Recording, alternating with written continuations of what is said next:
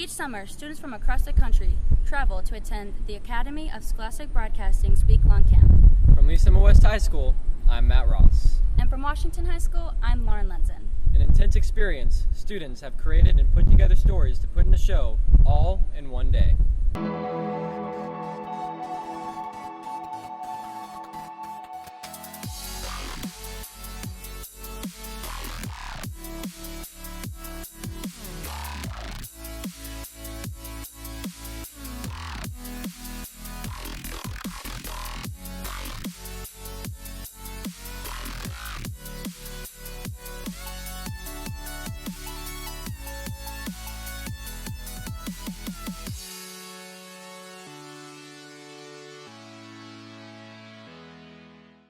Kansas City is home to a wide variety of theaters. However, there is one with a special policy that stands out among the rest. Bailey Bergen has a story. Power and Light is home to many authentic buildings. The Alamo is completely different from any other theater out there. This cinema upholds different views compared to other theaters. So decided to make a rule of no talking and no texting. And that's kind of where the fame of the Alamo started. The famous no talking, no texting originated in the first Alamo Theater in Austin, Texas. If you're caught talking or texting in the Alamo, you will be kicked out. Nobody wants to go to a theater and then have it ruined by somebody else talking. You want to kind of lose yourself in that experience. And that's what movies, do best. Getting lost in the movie is the Alamo's ultimate goal. Having the full movie experience is what they strive for. It kind of just evolved as technology evolves, but it just comes down to one basic, simple point. It's just respect other people. The main reason the rule is expressed so highly is for the greatest experience possible. It's kind of made us who we are and separates us from everybody else. With photographers Elizabeth Pulse and Caitlin Graham, I'm Bailey Bergen reporting for Camp ASB. Not all of us are fortunate enough to work in a cool theater all day. Maddie Martin tells us about some local workers who aren't so lucky. Escaping the scorching 100-degree weather is not an option for these construction workers. So we're literally right in the middle of the sunlight, just standing in an open field with just a bunch of heat surrounding us. I mean, you get in shape from it just because you get used to breathing in such thick air, but it's also not good to just stay out in the heat all day. You do get exhausted and dehydrated very easily. To minimize the negative effects, the workers take many safety precautions. Basically, we got to take more breaks more often and just try to take it easy, let them get in the trucks and cool off, and if we can, try to get some shade, all the rules they tell you to do every day on the news. With the sun pounding down and construction on every corner, the end to high temperature is nowhere in sight. At the end of the day, construction workers are anxious to chill out. With photographer Karen Willer, this is Maddie Martin reporting for Camp ASB. The rich history of Kansas City comes through in our next stories. Sports fans in Kansas City have it all. Baseball, football, soccer, but basketball fans are not left out. Kansas City has actually one of the richest histories in college basketball ever. The first NCAA tournament was actually played in Kansas City. Fogg Allen was the one who got together when he was coaching at KU. He's the one who kind of made March Madness what it is. The deep roots of college basketball in Kansas City has created a need for the college basketball experience. There's a lot of history in Kansas City, and we think the college basketball experience really epitomizes what it's about and what happened.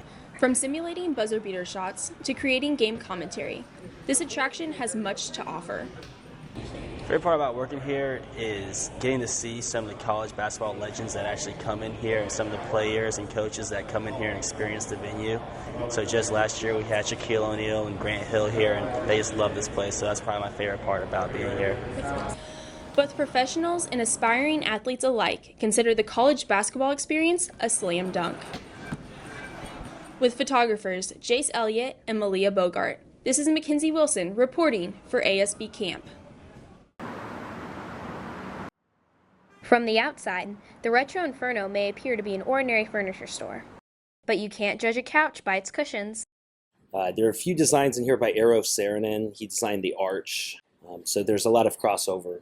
There are other famous artists who have contributed to the store. Charles and Ray Eames would probably be the most significant architects represented in here. Basically, sort of an American 20th century Leonardo da Vinci. Some of these pieces are currently displayed in one of the most prominent museums in Kansas City, the Nelson Adkins Museum of Art. And this particular piece might soon have a permanent home. Actually was just designed, I think, in the early 2000s that the Nelson is considering purchasing for their gallery. And the price? A whopping $15,000. Though the price may not be right for the average consumer, the style still wins out. With photographer Angela Connor, this is Mackenzie Moore reporting for Camp ASB. From furniture to basketball, Kansas City has it all. While our last two stories have shown how history has left its mark on Kansas City, our next explains a more personal mark. Nothing really prepares you for the way human skin reacts under the needle. Tattoo artist and shop owner of Sink or Swim has always had a passion for his job. I had an interest in getting one. I'd always been somewhat of an artist, and after I received my first one, I just absolutely fell in love with the process. I thought it was cool. Parents are often supportive of the children's endeavors, but this was not the case for Hendrix, especially for his father. I mean, it's kind of hard when your kid tells you, hey, I'm going to be covered in tattoos. They hated it. I feel like now that I've had my own business, and I'm married and I have 3 kids and I support them through tattooing, I think that they've kind of come around to it now. His hardships weren't permanent. In fact, the first tattoo he ever did, It was on my dad. like all firsts, things didn't go as planned. I was a mess. So was the tattoo. I've been asking him to fix it for years, but he just, sentimental value. He's like, no, it's your first one. You're so much better now. I'm proud that I have it. After all of the challenges, Hendrix never lost sight of why he loved to make his mark. With apprentice tattoos. Someone like that closure, or helping them through an otherwise unpleasant event, and giving him something nice to kind of, reflect on that. His devotion to tattoos is more than skin deep. Some of them I got to express myself at that point in time. When looking back on those and reflecting, you can also in turn see how far you've come as a person and grown. With photographer Lauren Desmond, this is Lauren Lunson reporting. Behind some tattoos, you may find a unique story. Kayla Yule tells us about a tattoo that has had a permanent effect on one customer. Accepting others for who they are is one of the golden rules we all try to live by. Jack Dalziel is no different. My perfect world would be totally accepting of whatever anybody is into. If you see the buffest, strongest, most masculine looking person walking down the street, but they identify as a woman, that's what the world to me should look like. Jack, who was raised as a female, prefers to use the pronoun he or they. I was just taught that I was a girl all through growing up, so that's what I was. And then learning about there being options. And Jack's options and beliefs are reflected in his art and his dance. I identify strongly as an artist, and so that to me means whatever I feel drawn to doing.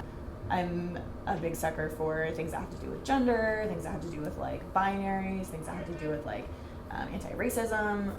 One of Jack's most obvious forms of art is his tattoos. One particular tattoo represents him breaking apart from his conventional home to explore the world around him. It was I was a trapped bird in a cage for a really long time, and then once someone opened the door, I just couldn't stop flying. With society changing every day, Jack's vision of accepting those for who they are seems to get one step closer. It's really up to us as a generation to everyone be okay with who they are and everyone accepting that. With photographer Mallory Ratty, this is Kayla Yule reporting for Camp ASB. Tattoos aren't the only thing that leave a lasting effect. Our next story tells us about a business that offers memorable, endless possibilities. Hidden in Pennsylvania Avenue in downtown Kansas City is a unique cafe and tea shop called Tea Drops. Interesting teas, exotic teas, different teas than people are used to. Tea Drops has over 40 different loose leaf tea flavors, which allows him to create almost any flavor for any customer. Sometimes we add kind of a seasonal one or a temporary one, but then there's also the blends and then flavors that can go on top of teas. We have about 20, and so lots of combinations there. We can do anything that you ask for, at least if you're willing to let it go wrong at least once, so we can experiment. But messing up now and then doesn't keep his customers from coming back. With people beyond just, this is my order, make it for me, because I see them every day. So it's kind of hard to just have that surface relationship with people, which is cool because I get to develop something a little more. So I really enjoy getting to see the same people and kind of develop a rapport with them and a relationship, and so that makes it really fun. The connections he makes with his customers, Story provides a terrific experience to anyone who walks in the tiny cafe. With photographers Matt Ross and Jack Gearhart, this is Ellie Shear reporting for Camp ASB. Even in our hectic lives, many people continue to find time for family. Drayden Wood tells us about a bakery that embraces that value. When Kim Lay first stepped into Mima's, she did not anticipate how quickly she would become family. I'm not a family member, but when I first started working here, the whole family came to meet me. I mean, even people who don't work at the bakery, you do get really close with everyone when you work here. In her effort to take care of her children, Kimberly quit her job and focused on creating recipes her entire family could eat. My kids got diagnosed 6 years ago. They got diagnosed with over 100 food allergies between them. I couldn't just go to the grocery store like everybody else, and even the allergen-free products on the shelf, my kids were allergic to those too. Lorraine, owner of Mima's, took an interest in the recipes and decided to incorporate the idea into Mima's products. We launched an allergen-free menu, a full allergen-free menu. So it's free of all top 8 allergens, plus no corn or potatoes. And we try with that menu, we try to make everything be as organic, non-GMO, fair trade as possible. The new menu offerings helped Mima's become a better place for people with food allergies. Mima's family has seriously saved my my sanity, my family life. I think that follows with the family atmosphere that Mima's wants to create, that we're just very friendly to everyone. With photographer Grant Barnhart, I'm Drayden Wood reporting. Our last story of the day tells us about an authentic Irish restaurant with a twist. Walking into an Irish bar and hearing country music would strike some as odd, but at the Power and Light District, this is a normal summer night. If there's a country concert at the Sprint Center, we take kind of a country influence on. The Dubliner creates an environment that welcomes all types of people. But if Garth Brooks was to play down here, or Clint Black, or a famous country artist, people don't really look at us to be as Irish as our brand might be. They're really looking for a place to eat and good food and hot food, and so we really take on the personality of what's happening down here. Between the Southern entertainment, open pool tables, and great food, there's nothing like the Dubliner experience. We really want our guests to be able to leave this building with a lot of different reasons to come back, and that's what we're very proud of. The country music will bring them in, and the Irish atmosphere will make them stay. With photographer Ryan Reese, this is Allison Wilson reporting for Camp ASB. That's all we have for this Camp ASB show. I'm Lauren Lenzen. And I'm Matt Ross. We'll end the show with a montage put together by John Cleaver and Jacob Lutenegger.